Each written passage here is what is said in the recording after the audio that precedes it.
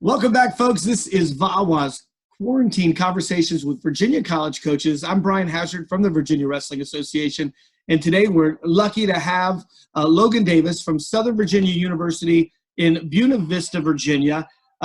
Coach Davis, tell me a little bit about what's going on with the Knights right now, and how are you getting through this quarantine? We've actually transitioned really well. So 2 years ago, we partnered with Apple, and all our students got iPads, really connected our classroom and our learning. All the professors have iPads. And so when we decided to transition to home learning and closed campus, everybody home, everybody had the exact same materials. They already had the technology. They already had the process in place. So yeah, it's awkward learning learning through Zoom and learning online, but all the technology was in place and all of our students had the exact same platform. So it's actually been a pretty easy transition. Fantastic. And speaking of transitions, 4 years ago, Southern Virginia transitioned to Division III from NCWA. You've been the head coach there for 6 years now. Talk to me a little bit about, the process at Southern Virginia, and talk to me a little bit about how you develop your culture at the school. The process from transitioning from the NCWA, which was a great association, a lot of great teams there, Liberty, Apprentice, just in the state of Virginia, really competitive programs, really good guys, to Division III was just a step up. And it was really like identifying and convincing other people that, the step up was worth it. The school had recently transitioned to Division III. And so saying that wrestling was a viable competitor there. It took a little bit. We were 2 years behind the whole school's transition to Division III.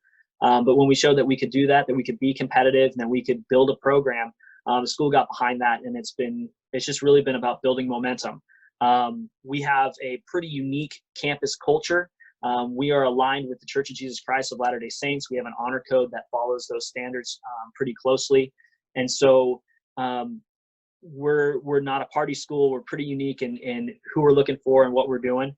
And so we have to build our team culture to not only just fit in that campus culture, but to really add to the campus culture, add to the values of the university. So so building a team culture, we've got our team culture is built around what we call the Knight method. We have 4 C's of the Knight method: character, constancy, competition, camaraderie.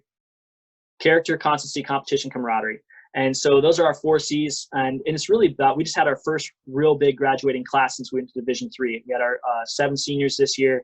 And to see how that culture has developed, and because it's not just about like saying a certain thing, it's about developing a foundation for these young men when they become adults and they leave college and they leave my program. I want them to have a really strong foundation of values that they can then, go forward in life with. They're not just learning practical skills and how to become a better wrestler, but I want them to have a really solid foundation for their future. And so that's kind of where we're at, is establishing that culture, reinforcing that culture of character, constancy, competition, and camaraderie. So. That's amazing. And reading your bio and knowing about you, you're a graduate of SVU, and you came back to coaching after you completed your mission in Africa, correct? Yeah. So is that a big part of your culture? You said that it's an LDS school, but are a lot of your kids leaving in the middle and then coming back, or is that just dependent upon what their decision is? It really depends on what their decision is, but culturally right now, young men can leave to serve a 2-year mission at 18. So a lot of them, as soon as they're graduating high school, they're leaving for 2 years. And so our recruiting, I know that when I start talking to kids junior year, the chance that I might not see them for 3 years, or that they might change their mind from a full commitment in 3 years. So they get back and say, hey, I haven't been on the mat in 2 years. I don't know if I want to get on the mat. That can be difficult. It really extends out our recruiting timeline. And guys coming in, we have a bunch of freshmen that haven't been on the mat in 3 years. Sure, they're 21, which so means that they're a little bit more mature. They're more self-sufficient, which is great for me as a coach. But they also you know, they're not straight, they're not in shape. Their timing's off. And so trying to work them back in takes a little bit of time. But it's actually been really good. I mean, again, it really establishes what our culture is. Not everybody on our team is LDS. Not everybody on our team is gone on a mission. But it really helps solidify, like, we want mature guys on our program who aren't afraid of work. They see work, they do work. They're not worried about doing it. They can manage themselves in practice, out of practice. I'm not having to worry about them, me getting calls in the middle of the night to, pick them up from someplace, or, I'm not coming into all these issues. And that's really freeing as a coach, that I get to focus on, how can I build these young men? How can we focus on their development on and off the mat? So there's definitely some benefits there.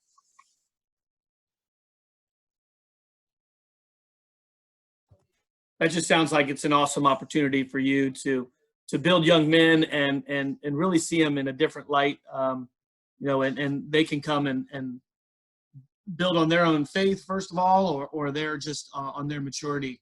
And Yeah. I'd love to hear that.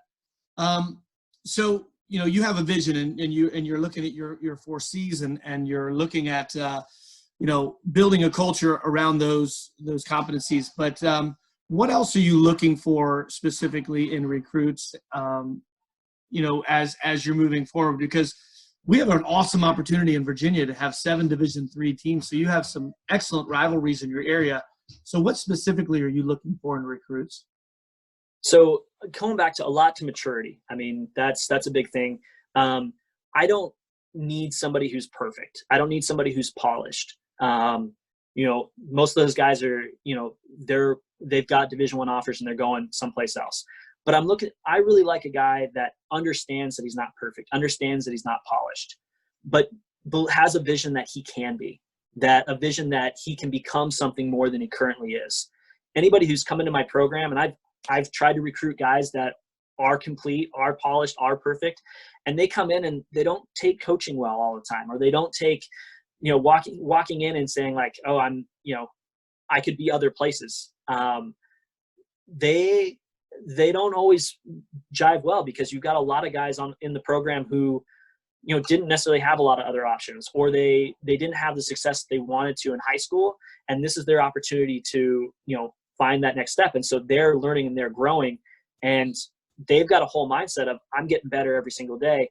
And if a guy walks into the room and says, I'm perfect, put me out, like, it's just, they're not jiving, because they're not moving forward. They're actually stopping the momentum.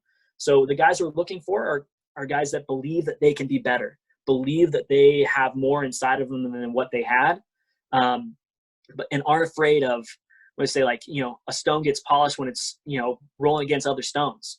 They're not afraid to do the work, do some of the uncomfortable things to get those sharp edges knocked off, so they become that.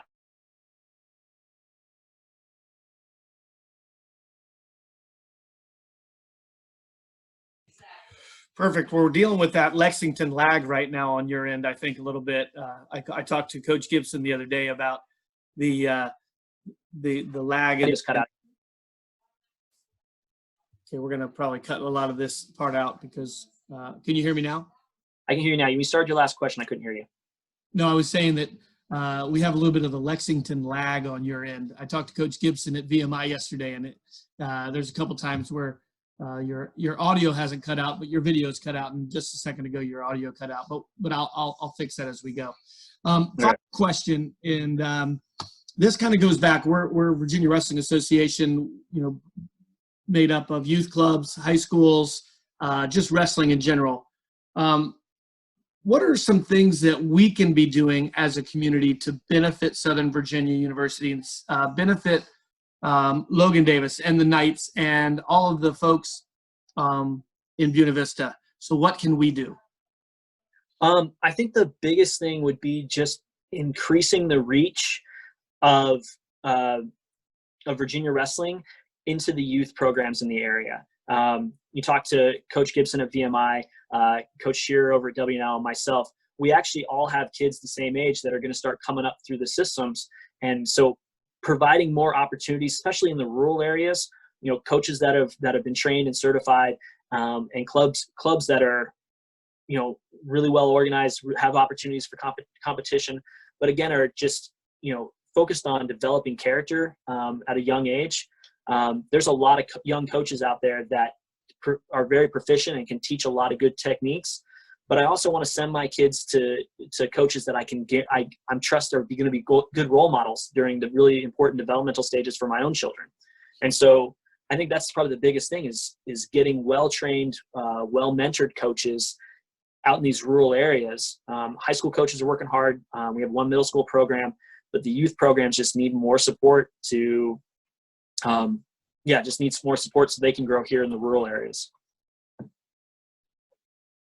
Fantastic. Well, Coach, I really appreciate you coming on with us today. VAWA is really looking to benefit all of the colleges in Virginia. I mean, we hopefully are the breeding ground for your program to be great.